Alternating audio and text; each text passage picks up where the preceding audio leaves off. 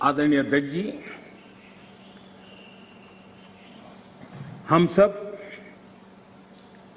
संस्कार से, स्वभाव से, व्यवस्था से लोकतंत्र के प्रतिबद्ध लोग हैं और आज से नहीं सदियों से हैं। लेकिन ये भी सही है, आलोचना ये जीवंत लोकतंत्र का एक आभूषण है, लेकिन अंध विरोध ये लोकतंत्र का अनादर है।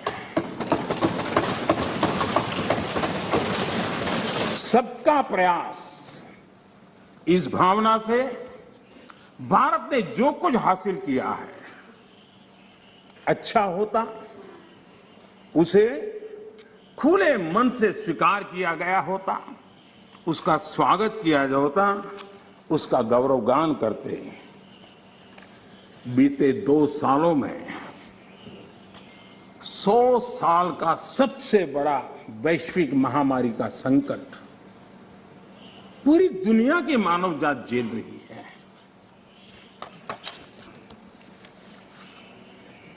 जिन्होंने भारत के अतीत के आधार पर ही भारत को समझने का प्रयास किया, उनको तो आशंका थी, इतना बड़ा विशाल देश, इतनी बड़ी आबादी, इतनी विविधता, ये आदतें, ये स्वभाव, शायद ये भारत इतनी बड़ी लड़ाई नहीं लड़ पाएगा, भारत अपने आप को बचा नहीं पाएगा, यही उनकी सोच थी। लेकिन आज स्थिति क्या है? मेड इन इंडिया कोविड टीके, कोविड वैक्सीन दुनिया में सबसे प्रभावी है। आज भारत 100% पहली डोज इस लक्ष्य के निकट करीब पहुंच रहा है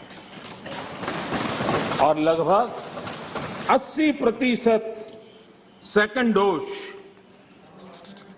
उसका पड़ाव भी पूरा कर लिया है।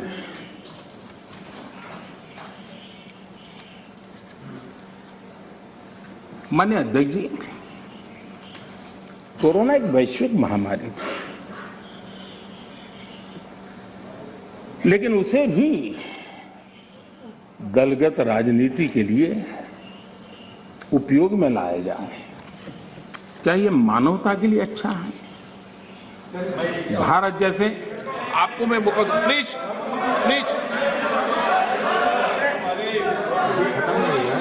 माननीय अध्यक्ष जी, मैंने प्लीज अधीर रंजन जी, आपको पर्याप्त समय माननीय अध्यक्ष जी,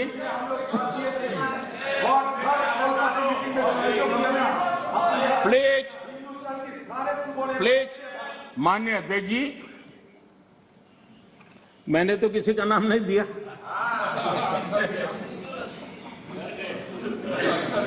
कोई भी टोपी पहन लेने की क्या जरूरत है जी?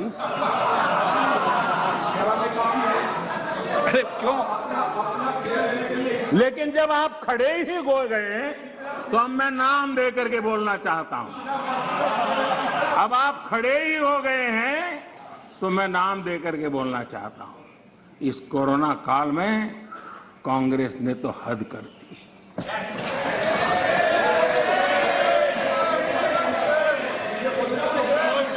पहली लहर के दौरान, मौका दूंगा आपको, प्लीज।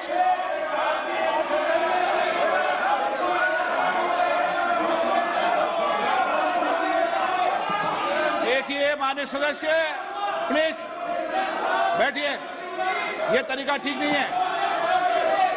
आपको मैंने पर्याप्त, प्लीज बैठिए, please please please please please.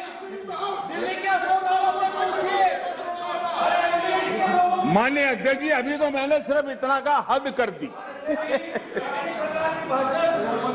Please, पहली लहर के दौरान आपको मैंने देश जब पर्याप्त अवसर दिया था, लॉकडाउन का पालन कर रहा था, जब WHO दुनिया भर के लोगों को सलाह देता था, सारे हेल्थ एक्सपर्ट कह रहे थे कि जो जहां है वहीं पर रुके। सारी दुनिया में यह संदेश दिया जाता था, क्योंकि मनुष्य जहां जाएगा, अगर वो कोरोना से संक्रमित है तो कोरोना साथ ले जाएगा। तब कांग्रेस के लोगों ने क्या किया? मुंबई के रेलवे स्टेशन पर खड़े रह करके मुंबई छोड़कर जाने के लिए प्रोत्साहित करने के लिए मुंबई में श्रमिकों को टिकट दिया गया, मुफ्त में टिकट दिया गया, लोगों को प्रेरित किया गया कि जाओ महाराष्ट्र में हमारे पर जो बोझ है वो जरा कम हो, और जाओ तुम उत्तर प्रदेश के हो, तुम बिहार के हो, जाओ वहां कोरोना फैलाओ। आपने ये बहुत बड़ा पाप किया, अफरा तफरी का माहौल खड़ा कर दिया। आपने हमारे श्रमिक भाइयों बहनों को अनेक परेशानियों में धकेल दिया। और माननीय अध्यक्ष जी, उस समय दिल्ली में ऐसी सरकार थी जो है, उस सरकार ने तो जीप पर माइक बांध करके दिल्ली की झुग्गी झोपड़ी में गाड़ी घुमा करके लोगों को कहा संकट बड़ा है, भागो, गांव जाओ, घर जाओ, और दिल्ली से जाने के लिए बसें दी, आधे रास्ते छोड़ दिया और श्रमिकों को लिए अनेक मुसीबतें पैदा की। और उसका कारण हुआ कि यूपी में, उत्तराखंड में, पंजाब में जिस कोरोना की इतनी गति नहीं थी, इतनी तीव्रता नहीं थी, इस पाप के कारण कोरोना ने वहां भी अपनी लपेट में ले लिया। माननीय अध्यक्ष जी, ये कैसी राजनीति है? मानव जात पर संकट के समय ये कैसी राजनीति है? ये दलगत राजनीति कब तक चलेगी? आदरणीय अध्यक्ष जी, कांग्रेस के इस आचरण से सिर्फ मैं ही नहीं, पूरा देश अचंभित है। 2 साल से देश 100 साल के सबसे बड़े संकट से मुकाबला जूझ कर रहा है। कुछ लोगों ने जिस प्रकार का व्यवहार किया, देश उससे सोच में पड़ गया है। क्या ये देश आपका नहीं है? क्या ये देश के लोग आपके नहीं हैं?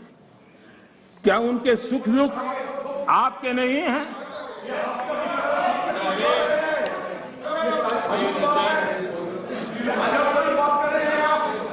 इतनी बड़ी संकट आया, कई राजनीतिक दल के नेता जरा आत्मनिरीक्षण करें। कितने राजनीतिक दल के नेता जो जनता के माने हुए नेता अपने आप को मानते हैं, उन्होंने लोगों को रिक्वेस्ट की हो, अपील की हो, भाई कोरोना का एक ऐसा संकट है, वैश्विक महामारी है, आप मास्क पहनो, हाथ धोना रखो, 2 गज की दूरी रखो। कितने नेता हैं? क्या ये बार बार देश की जनता को अगर कहते तो उसमें कोई बीजेपी की सरकार को क्या फायदा होने वाला था? मोदी को क्या फायदा होने वाला था? लेकिन इतने बड़े संकट में भी